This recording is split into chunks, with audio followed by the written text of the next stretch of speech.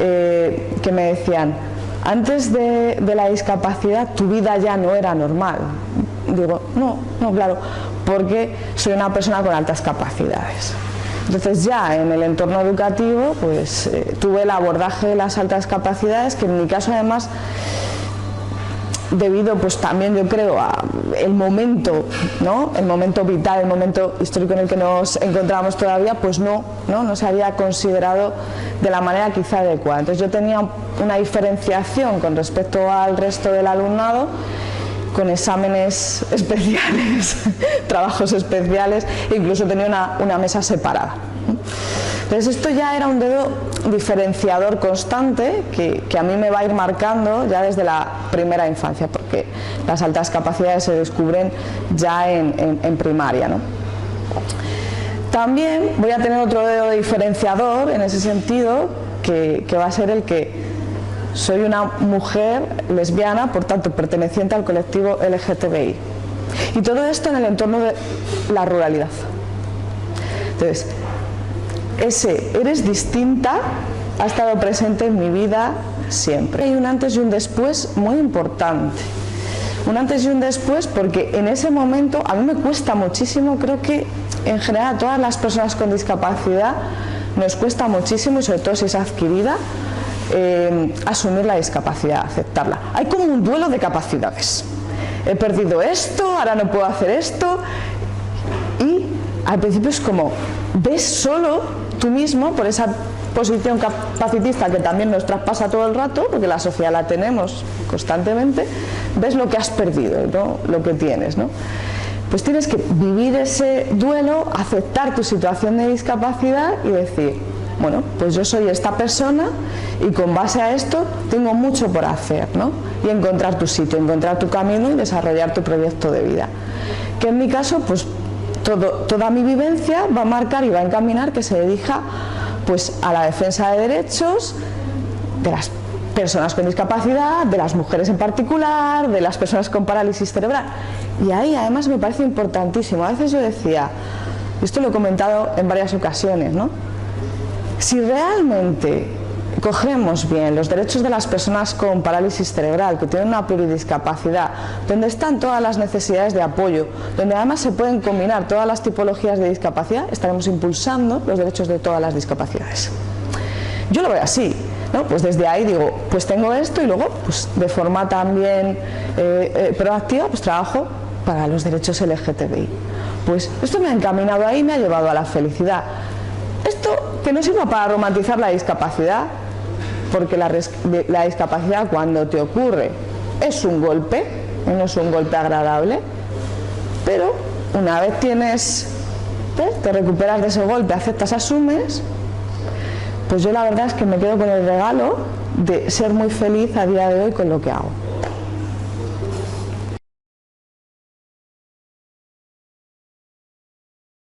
Toda mi situación personal va a hacer que me dedique profesionalmente a lo que me dedico, que es a defender los derechos en general de las personas con discapacidad, en particular de las personas con parálisis cerebral, y desde luego con una mirada feminista y en clave de género, porque verdaderamente creo que dentro del entorno de la discapacidad las mujeres nos encontramos en una posición de partida diferencial frente a los hombres.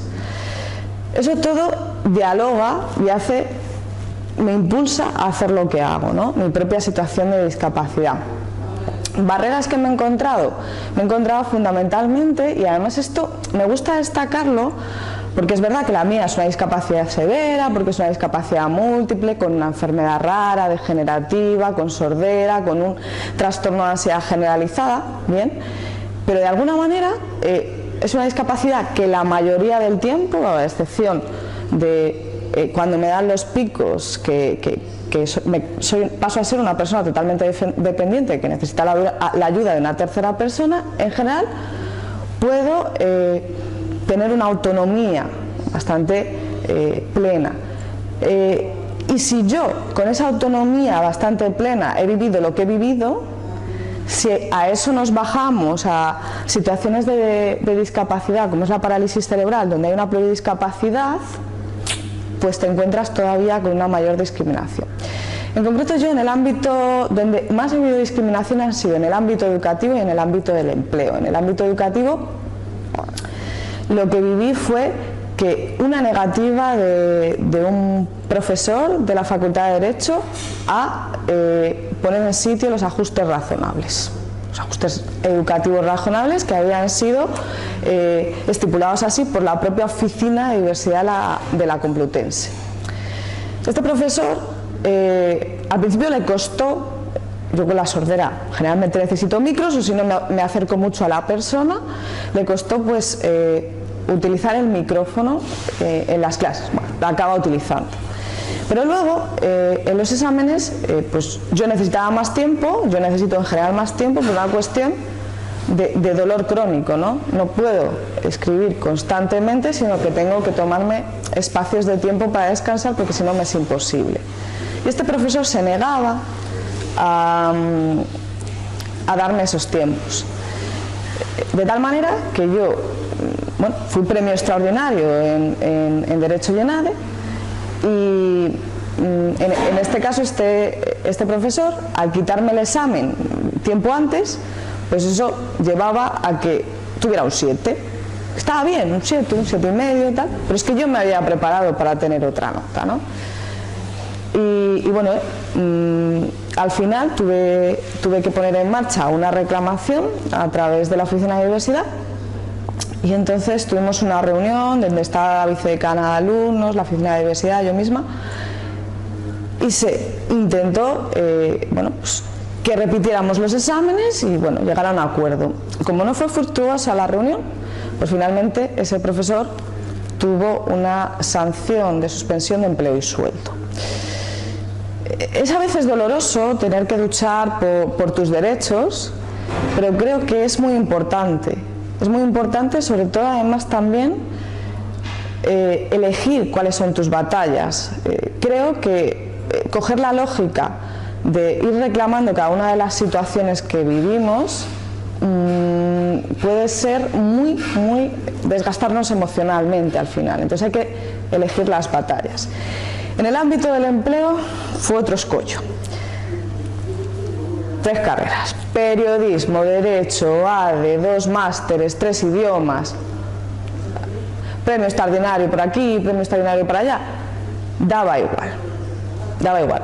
Cuando yo enviaba el currículum indicando que era una mujer con discapacidad, generalmente no me llamaba nadie.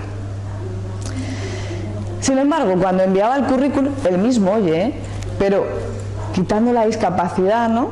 Yo que puedo, que visiblemente no se nota, me llamaban y llevábamos a cabo la entrevista. Claro, al final me llamaban, llevábamos a cabo la entrevista, pero en algún punto tenía que decir que necesitaba ajustes razonables, como levantarme de vez en cuando, como que de vez en cuando voy a tener alguna intervención en quirófano, que bueno, que supone 6 días al año normalmente de reposo, y creo que doy mucho más generalmente en el resto de días que esos 6 días que la empresa pues quizá, digamos, pierda. Aparte que 6 días, igual cualquier trabajador con un resfriado o tal, ¿no? Los puede tener. Bueno, pues no me quería ningún despacho. Me costó muchísimo encontrar trabajo. La apuesta la tuve por parte de Confederación Aspace y la verdad es que creo que todo pasa por algo, porque la verdad es que soy muy feliz en Aspace luchando por los derechos de las personas con discapacidad, con parálisis cerebral.